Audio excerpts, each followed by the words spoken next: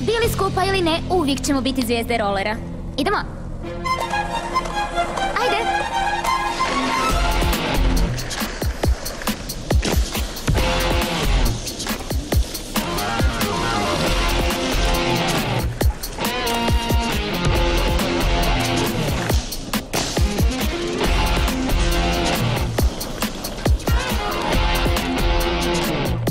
Možeš jednom ili se malo bojiš?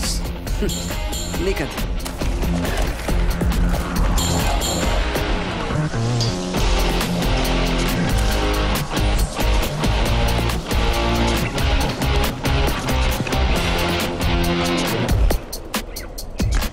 Trenutak!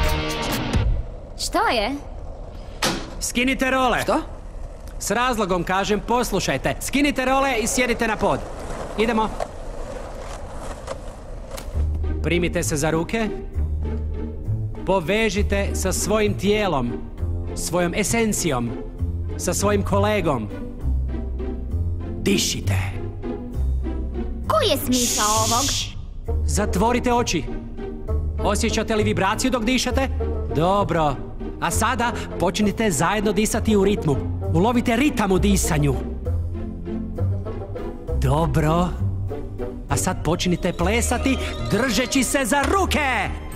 Sa zatvorenim očima? Otvorenim! Stop! Tu je pogreška! Tu je pogreška! Znate gdje?